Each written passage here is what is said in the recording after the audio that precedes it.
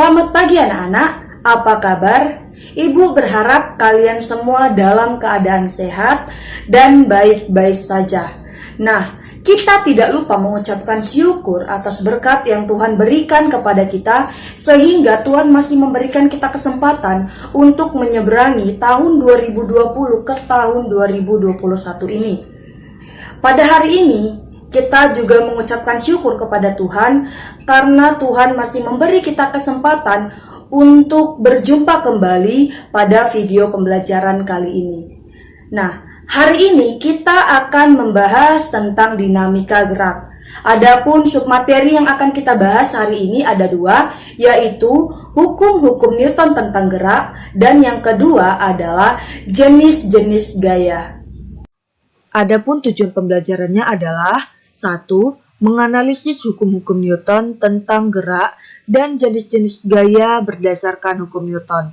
Kedua, menerapkan konsep hukum-hukum Newton tentang gerak.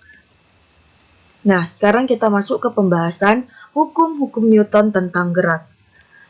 Hubungan antara gerak benda dan gaya yang mempengaruhi gerak benda dibahas di dalam hukum-hukum Newton. Pada tahun 1687, Sir Isaac Newton, seorang ilmuwan berkebangsaan Inggris, menjelaskan 3 hukum Newton tentang gerak. Hukum yang pertama adalah hukum 1 Newton. Setiap benda pada prinsipnya bersifat lembab, artinya setiap benda memiliki sifat untuk mempertahankan keadaan awalnya agar geraknya seperti semula. Kecenderungan sifat benda yang ingin tetap diam atau ingin tetap bergesek dirumuskan oleh Sir Isaac Newton sebagai hukum 1 Newton. Adapun bunyi dari hukum 1 Newton adalah jika resultan dari gaya-gaya yang bekerja pada benda sama dengan 0, benda tersebut akan tetap diam atau tetap bergerak lurus beraturan. Secara singkat, hukum 1 Newton dinyatakan sebagai berikut. Sigma F sama dengan 0, maka F sama dengan 0 atau F sama dengan konstan. Nah, hukum yang kedua adalah hukum 2 Newton. Secara singkat, dapat dikatakan bahwa besar gaya F yang dialami benda berbanding lurus dengan percepatan geraknya atau A, dan berbanding lurus dengan suatu nilai massa benda. Nah, dengan demikian, bunyi dari hukum 2 Newton tersebut adalah percepatan yang timbul pada sebuah benda karena pengaruh gaya yang bekerja pada benda besarnya berbanding lurus dengan gaya yang mempengaruhi benda dan berbalik terbalik dengan massa benda. Pernyataan ini dikenal sebagai hukum 2 Newton yang dirumuskan sebagai A sama dengan F per M atau F sama dengan M dikali A. Dengan F sama dengan besarnya gaya yang dialami oleh benda, satuannya Newton, M massa benda, satuannya kilogram, dan A sama dengan percepatan yang dialami benda, satuannya meter per sekon kuadrat. Sekarang kita masuk ke hukum 3 Newton.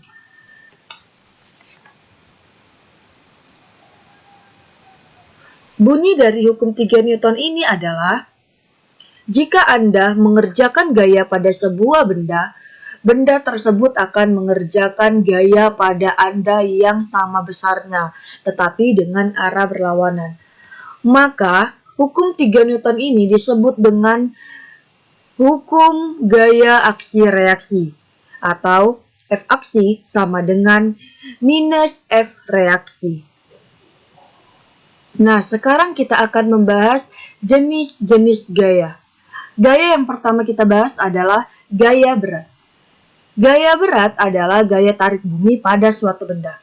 Dalam satuan SI, satuan gaya berat sama dengan satuan gaya lainnya, yaitu Newton. Menurut hukum 2 Newton, F sama dengan M kali A. Pada gaya berat, percepatan benda merupakan percepatan gravitasi bumi, sehingga gaya berat suatu benda dapat dinyatakan dengan persamaan F sama dengan W sama dengan M dikali G. Dengan W sama dengan gaya berat, satuannya Newton, M sama dengan massa benda, satuannya kilogram, dan G sama dengan percepatan gravitasi bumi, satuannya meter per sekon kuadrat. Yang kedua, gaya yang kita bahas adalah gaya gesek. Gaya gesek adalah gaya yang bekerja pada permukaan yang bersentuhan yang melawan arah gerak benda. Gaya gesek menyebabkan jarak tempuh benda menjadi lebih pendek. Nah, semakin kasar permukaan bidangnya, maka semakin besar pula gaya gesek yang dialami oleh benda tersebut. Gaya yang ketiga kita bahas adalah gaya normal pada benda. Gaya normal pada benda ada 4 bagian. Yang pertama adalah benda pada bidang datar. Untuk menentukan besarnya gaya normal pada sebuah balok dengan massa M yang berada pada sebuah bidang datar, maka kalian coba perhatikan gambar 7.10 pada halaman 172. Jika benda tidak bergerak atau benda bergerak dengan kecepatan tetap, maka menurut hukum 1 Newton berlakulah persamaan sigma F sama dengan 0, arahnya vertikal. Maka N dikurang M dikali G sama dengan 0. Jadi N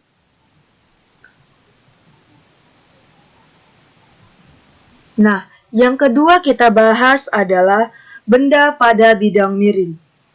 Sebuah benda yang bergerak di atas bidang miring licin, arah geraknya akan mengikuti bidang miring. Arah bidang miring ini dianggap sebagai sumbu X dan sumbu Y tegak lurus bidang miring. Nah, perhatikan gambar 7.11 halaman 172. Hal ini berarti perpindahan hanya terjadi pada sumbu X, sedangkan pada sumbu Y tidak terjadi perpindahan. Nah, menurut hukum 1 Newton berlakulah persamaan sigma F sama dengan 0. N dikurang W dikali cos theta sama dengan 0, maka N sama dengan W dikali cos theta sama dengan 0. Nah, yang ketiga kita bahas adalah benda dengan gaya F membentuk sudut theta terhadap bidang miring horizontal. Nah, perhatikan gambar 7.12 yang terdapat pada halaman 173. Sebuah benda bergerak dalam arah sumbu X dan tidak mengalami perpindahan dalam arah sumbu Y. Pada benda bergerak sebuah gaya F yang membentuk sudut theta terhadap sumbu X. Besarnya gaya normal atau N akan memenuhi persamaan sigma F sama dengan 0, maka N ditambah F dikali sin theta sama dengan W. Jadi, N sama dengan W dikurang F dikali sin theta. Nah, yang kita bahas keempat adalah benda ditekan dengan gaya F. Jika sebuah balok dengan massa M berada pada sebuah bidang datar dan ditekan arah vertikal ke bawah dengan gaya F, besarnya gaya normal memenuhi persamaan sigma F sama dengan 0, maka N dikurang F dikurang W sama dengan 0. Jadi, N sama dengan F ditambah W. Nah, kesimpulan yang dapat kita ambil dari materi hari ini adalah hukum Newton terdapat 3 hukum, yaitu hukum 1 Newton yang berbunyi sebuah benda yang diam akan tetap diam dan benda yang bergerak lurus beraturan akan tetap bergerak lurus beraturan jika resultan gaya yang bekerja pada benda tersebut adalah 0.